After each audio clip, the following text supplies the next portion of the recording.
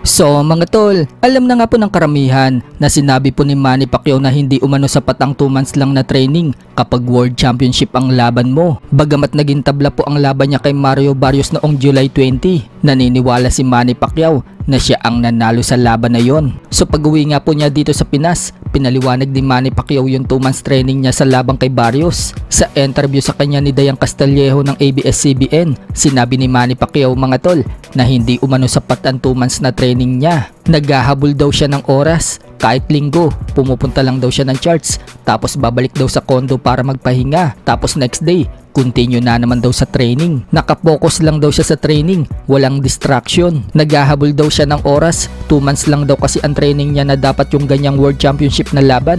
Nasa 3.5 months hanggang 4 months daw ang training niya sa edad na 46. Pero ganun pa man, kahit 2 months lang daw ang training niya, ang galing daw ng Diyos, nakuha pa rin daw niya ang stamina niya. Pagmamalaki pa ni Manny Pacquiao, naakyat pa nga daw niya ang Hollywood sign. Satisfied naman umano siya sa kondisyon niya sa laban kay Barrios, lalo pat 4 na taon siyang na-layoff sa boxing, tapos 12 rounds pa yung laban, at napakabata pa sa kanya nitong si Barrios. Pero hindi pa rin daw yun yung pinaka 100% na gusto niya makuha. Kung 3.5 months nga daw ang naging training niya, baka nakuha umano niya ang pinaka speed, timing at more punches. So mukhang sa susunod na laban ni Manny Pacquiao ngayong December, tiyak na makukuha na niya ang kondisyon na gusto niyang abutin. Marami na po kasi siyang panahon para mag-training. Sa laban kasi niya kay Barrios, napakaikli lang ng training niya. Hinintay pa kasi ni Manny Pacquiao matapos ang botohan noong May. Pero ngayon, makakapag-umpisa na siya mag-training na maaga. Sa next fight niya, sigurado makikita na natin ang magandang version ni Manny Pacquiao. But hindi pa talaga yun yung 100%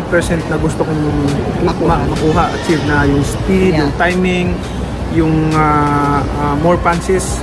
Sa kabilang banda naman mga tol, Kameda Promotion, muli na namang natuwa kay former 3 Division World Champion General Casimero. Shinare po kasi ng Kameda Promotion ang post ni Casimero. Nag-post po kasi si Casimero sa kanyang FB sa salitang Japanese. Nagpapasalamat si Casimero kay Kameda dahil sa tiwala nito sa kanya. Nagtanong pa si Casimero kay Kameda kung kailan daw ang strategy meeting nila. So shinare nga po ng Kameda Promotion ang post ni Casimero. At sinabing iba daw talaga ang karisma ni Casimero. So gustong gusto nga po ni Kameda ang pagiging maangas ni Casimero. Sa iba pang balita mga tol, muli na naman pong nabugbog si Inoue sa sparring. Sa latest post na naman po kasi ni Hideyuki Iwashi, makikita mga tol pagkatapos ng sparring, may black eye na naman itong si Inoue at namumula pa ang bandang itaas ng mata niya. So mukhang nadali po si Inoue ni Watsilay. Matatandaan mga tol na namagadin ang mata ni Inoue sa sparring nila ni Tapales. At ganun din dito sa tumalo noong kay Jonas Sultan na si Rico Masuda.